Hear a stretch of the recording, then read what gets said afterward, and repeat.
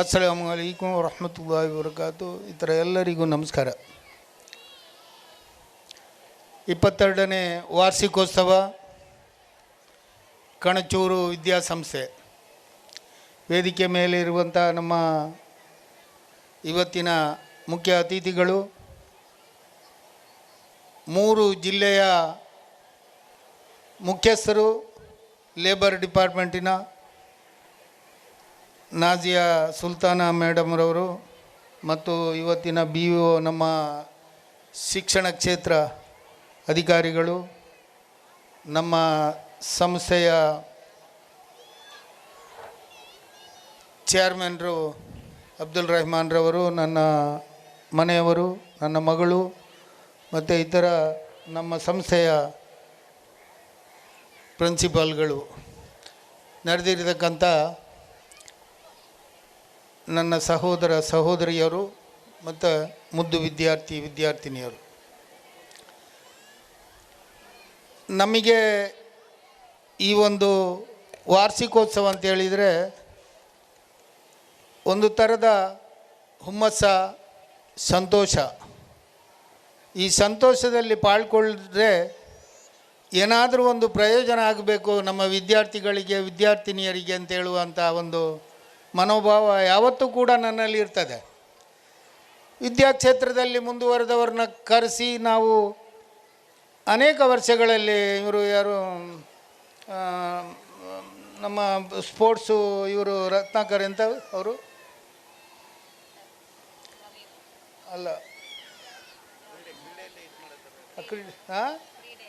ಕ್ರೀಡೆಯಲ್ಲಿ ಬಂದವರು world champion ಆಗಿದ್ರಲ್ರಿ, PT Usha ಅಲ್ಲ, ಕರ್ಮಾಕರ್ ಜಿಮ್ನಿಸ್ಟ್, ಅವ್ರನ್ನೂ ಕೂಡ ಕರೆಸಿ ನಿಮ್ಮ ಈ ಇದರಲ್ಲಿ ಮಾತಾಡಿಸಿದ್ದೇವೆ. ನಿಮಗೆ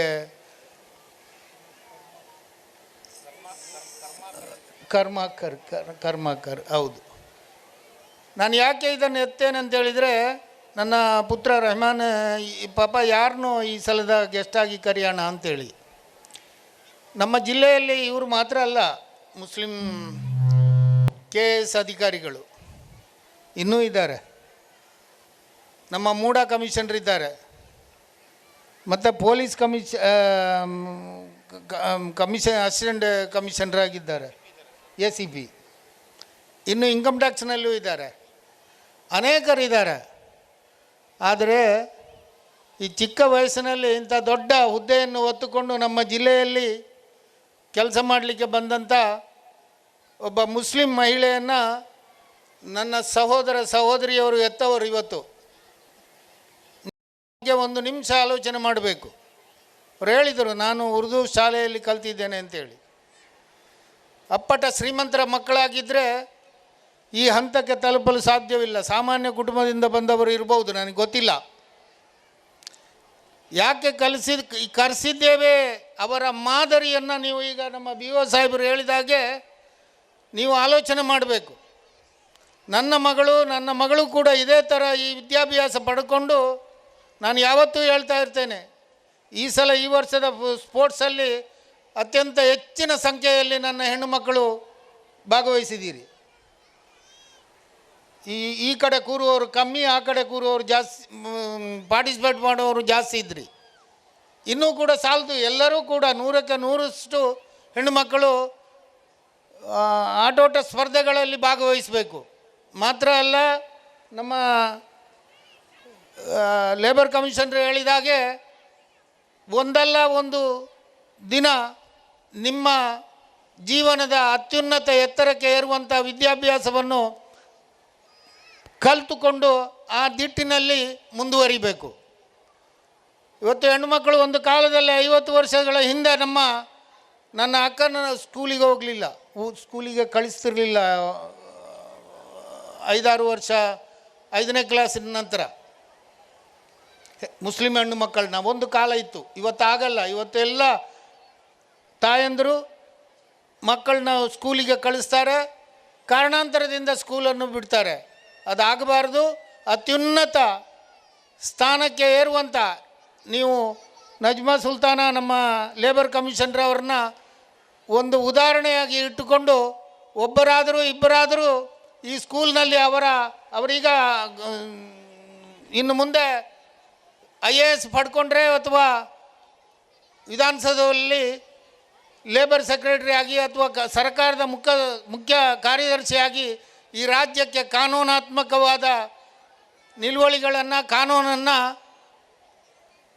ಹರಡುವವರಾಗಿರ್ತಾರೆ. ವಿಧಾನಸೌಧದಲ್ಲಿ ಕೂತ್ಕೊಂಡು ಏನು ಮಂತ್ರಿ MLA ಅವರ ಮುಂಭಾಗದಲ್ಲಿ ಈ ರಾಜ್ಯದ ಲೇಬರ್ ಡಿಪಾರ್ಟ್ಮೆಂಟ್ ಇರ್ಬೋದು ಅಥವಾ ಕಾರ್ಮಿಕ ಡಿಪಾರ್ಟ್ಮೆಂಟಲ್ಲಿ ಈ ಹಂತಕ್ಕೆ ಯಾರಾದರೂ ಇವತ್ತಿನ ಈ ಸಂಸ್ಥೆಗೆ ಆಗಮನ, ಅದರಿಂದ ನೀವು ಪುಳಕಿತರಾಗಿ ಯಾರಾದರೂ ಆ ಹಂತಕ್ಕೆ ಬೆಳೆದು ಆ ಒಂದು ಕ್ಯಾಟಗರಿಯ ಲೆವೆಲಿಗೆ ಹೋಗಿ ಸರ್ಕಾರಿ ಅಧಿಕಾರಿಗಳು ಆದರೆ ಅದೇ ನನಗೆ ಸಂತೋಷ ಅಂತ ಹೇಳುವ ಮಾತನ್ನು ಹೇಳಿ ಅವ್ರನ್ನ ಕೂರಿಸಿದ್ದು ಕೂಡ ಅದಕ್ಕೆ ಅವರು ಹೋಗ್ತೇನೆ, ಅರ್ಜೆಂಟ್ ಇದೆ, ನನಗೆ ಮೀಟಿಂಗ್ ಇದೆ ಅಂತ ಹೇಳಿದರು. ಇಲ್ಲ, ನೀವು 1 ನಿಮಿಷ ಕೂತ್ಕೊಳ್ಳಿ ಅಂತ ಹೇಳಿದೆ. ನಿಮ್ಮನ್ನು ಕಂಡು ಈ ಅತ್ಯಂತ ಹೆಚ್ಚಿನ ಮಕ್ಕಳು ಇವತ್ತು PUCಯಲ್ಲಿ ಡಿಗ್ರಿಯಲ್ಲಿ ನಮ್ಮ ಸ್ಕೂಲಲ್ಲಿ ಮುಸ್ಲಿಂ ಸಮಾಜದ ಮಕ್ಕಳು ಓದ್ತಾ ಇದ್ದಾರೆ.